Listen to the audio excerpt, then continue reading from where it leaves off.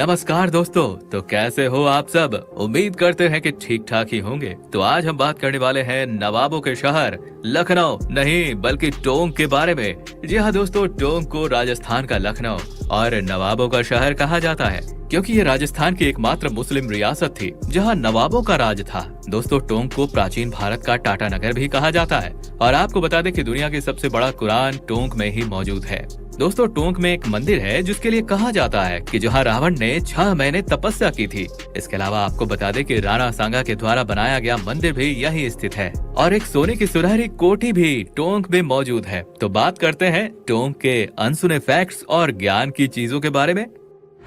दोस्तों, टोंक राजस्थान का एक जिला है जो राजस्थान की राजधानी जयपुर से लगभग 100 किलोमीटर दूर है और देश की राजधानी दिल्ली से लगभग 375 किलोमीटर दूर है। दोस्तों, टोंक रियासत राजस्थान की एक मुस्लिम रियासत थी जो अंग्रेजों द्वारा 1817 में बनाई गई थी। टोंक के संस्थापक की बात करें तो अमेरिकी पंडारी था। दोस्तों, टोंक का प्राचीन नाम रेट था जो कि बाद में टोंक बना।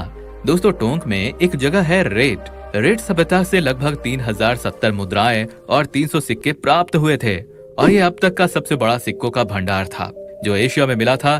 इसलिए टोंक को प्राचीन भारत का टाटा नगर भी कहा जाता है।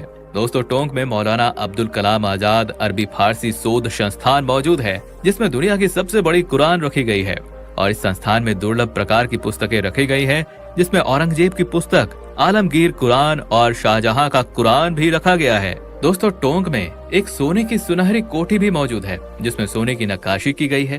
पहले ये एक शीश महल था जो 1 मंजिला था जिसे अमेरिकी पंडारी ने बनवाया था।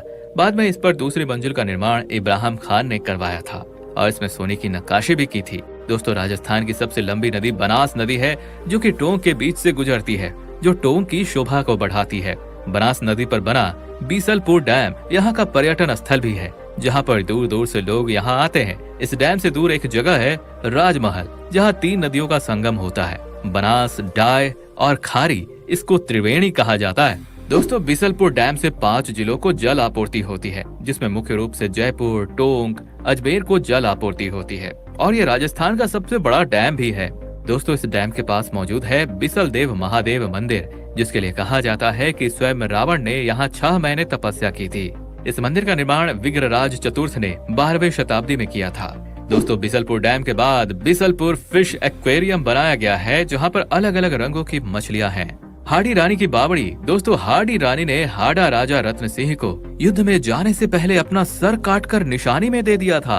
उनकी इस स्मृति पर बनाया गया ये हड्डी रानी बावड़ी है। इस बावड़ी के बारे में ऐसा कहा जाता है कि जिस सीढ़ी से आप जाएंगे उसी सीढ़ी से आप वापस नहीं आ सकते। दोस्तों, इस बावड़ी के बारे में आपको एक जानकारी और बता दूं कि शाहरुख खान की फिल्म पहेली की शूटिंग भी यही हुई थी। फिल्मों की बात हो गई तो एक्टर जिन्होंने हॉलीवुड तक देश का नाम रोशन किया है लेकिन आज हमारे बीच में मौजूद नहीं है।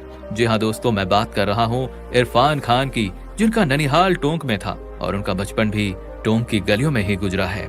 दोस्तों, टोंक एक समय पर मीठे खरबूजे के लिए बहुत फेमस था और उद्योगों की बात करें तो नमदा उद्योग के लिए टोंक को जाना जाता है, इसलिए इन्हें शब्दों का शहर भी कहा जाता है। दोस्तों, टोंक के मंडकाला गांव को मिनी पुष्कर भी कहा जाता है और टोंक में मौजूद धना भगत गुरुद्वारा जिसमें दूर दूर से सिख समुदाय के लोग आते हैं। इसके अलावा टोंक के काकोड़ कस्बे में बना हाथी भाटा खेड़ा मुख्य पर्यटन का केंद्र है। तो दोस्तों, ये था राजस्थान का टोंक जिला। तो ये जानकारी आपको कैसे लगे हमें कमेंट में जरूर बताइएगा।